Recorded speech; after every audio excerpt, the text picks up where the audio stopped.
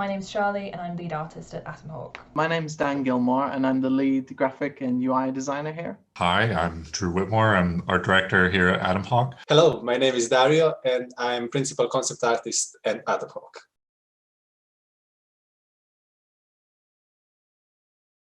I've heard this a couple of times already. There is no originality.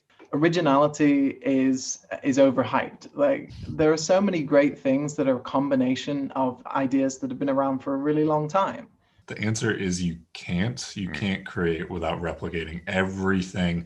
Even the most creative people are pulling from influences somewhere. Focusing too much on how original something is can be a little bit of a trap, rather than focusing on how good something is. If you look at the kind of new stuff that's coming out in like the Star Wars franchise, for instance, that reimagining of something that we know and love is as original as the originals were.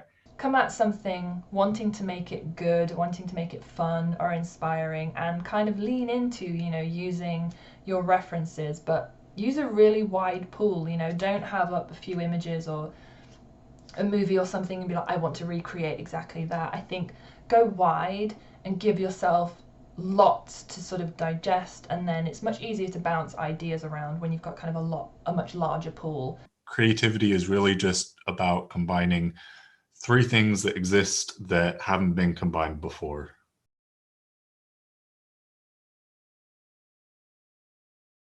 That is a good question. Yes, absolutely. Some of my favorite traditional artists were John Singer Sargent, just such gorgeous brushwork, and I really enjoyed the way that he painted fabric and light with just like seemingly the most simple strokes, but just beautiful. And I really like it because it's so different to kind of everything that I do, so I find that super inspiring.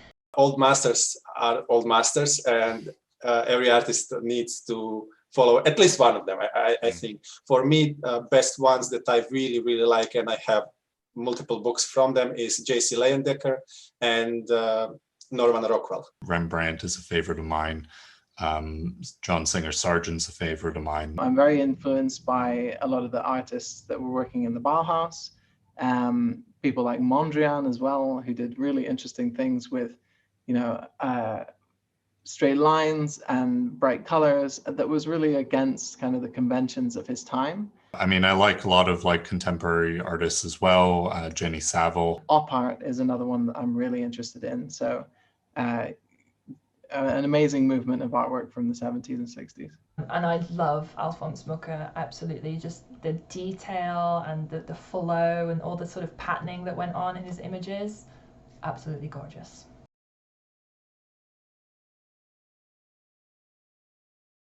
It depends on the client. We get a whole variety of briefs. Sometimes clients will already have a character that they want us to kind of reimagine for a new product. Other times they have very little information and they want us to show them what we think is best. There's a lot of variety in character briefs. Everything from everything is spelled out to exactly what they want the person to wear. They have, this thing on their shoulder that's, shaped like a fleur-de-lis. It's made out of silver. It's, made by this person, because we definitely need to know that. And if it's the latter, then we have to kind of look at their whole game and their storyline and figure out what character would suit that. Let's say Harry Potter IP.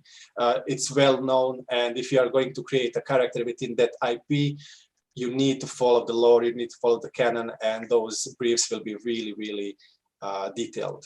Alternatively, a lot of times it's just, we want something kind of like this character, make us something cool.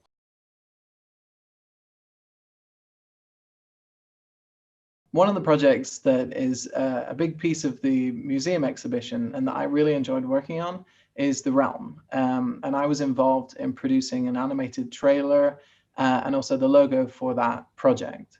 What I really liked about it is that it was a project that was being worked on by the whole team, and I had a place in that. And so it was really great to bring some of the concept art that was done by the rest of the team to life with animation.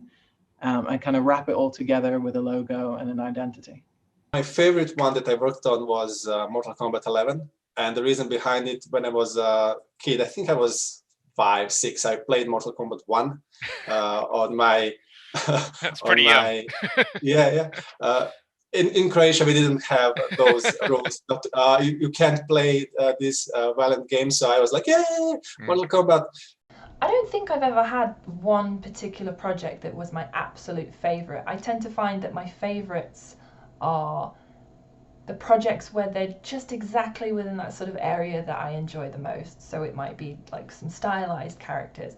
It doesn't really matter for me whether the setting is like modern, historical, sci-fi, fantasy. I think it's just a brief where you have enough info to go off, but there's lots of room there for you to find other inspirations, and sort of that feeling you get when you feel like you've really, really got it, and the client is liking what you're doing, and there's this kind of flow to it. The really fun projects are where you get to kind of stretch your creative muscles and design something and kind of hopefully bring something somewhat new.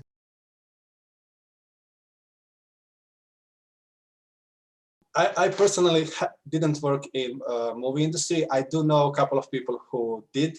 Unfortunately, answer is yes, but that's more connected to strict deadlines that movie executives have. Meaning, as you know, to produce a movie, it's usually 2 to 3 years.